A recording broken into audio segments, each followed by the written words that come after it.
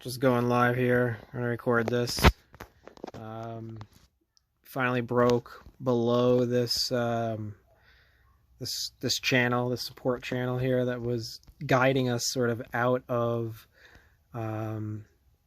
these lower lows, giving us higher lows and lower highs as we were consolidating, and the institutions were basically net buyers during this whole process. You know, they're selling everybody as high as they can to maintain interest, and they're buying back as low as they can for an accumulation here. And now what we're seeing is another test, another secondary test. This one could be the spring.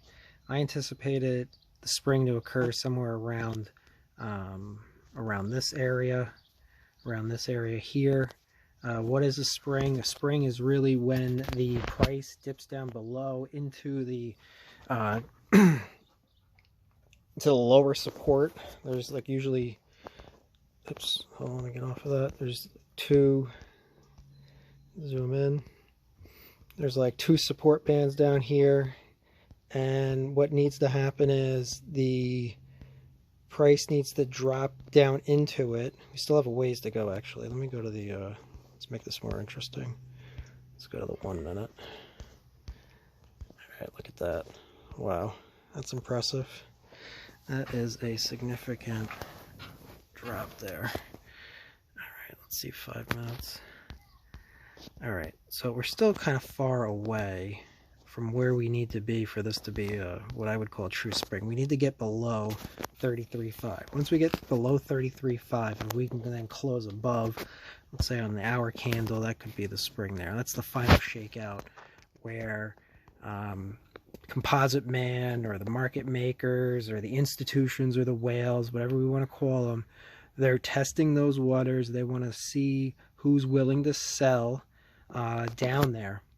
And what I feel is going to happen here is once they consume enough of these coins, it's going to turn around, and then they're going to start another distribution process, and we'll see less and less FUD. We'll find out about all these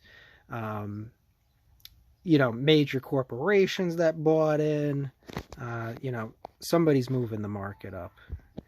All right, so let's go back. Let's take a look at one other thing. Let's go back on the minute. This is what most people focus on, though. They look at this minute, they see this giant dip, and yeah, it did dip down. It did trigger at least one buy for me. I have some more down below it, but this is where we should be buying. My new, if I had to come up with like a trading theory or a platform or some sort of class, I'd call it barnacle trading. You know, you really want to be you know, just like a barnacle on a whale. You want to buy when they buy, you want to sell when they sell, because in the long run, that's what moves the markets, right? So I've been selling above 39,000. I've been buying below 36, and the further it goes, the stronger my buy. So I'm starting to eat up a little bit here. I'm gonna get back on there. I might adjust a couple buys, because if this isn't the true spring event, then what we should see is a run up to then trigger some bulls to get in and panic buy. I prefer panic buy over FOMO. Yeah, you do fear of missing out, but you know, you're probably already in, and you're just kind of like, oh god, I just got to pull the trigger. I got to do it now, right? So that's a panic buy versus a panic sell. So just the way I phrase it is all.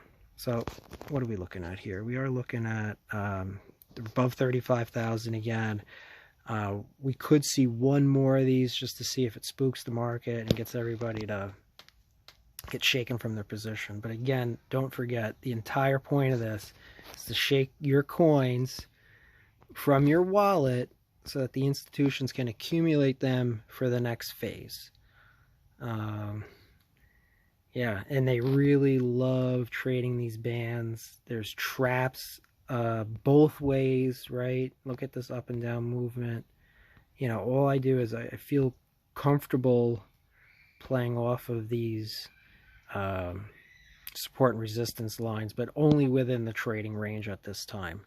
Now I'm more about finding it above 39 for a sell and below 36 for a buy. I won't do anything in between, and I will go all in if it does get above 42.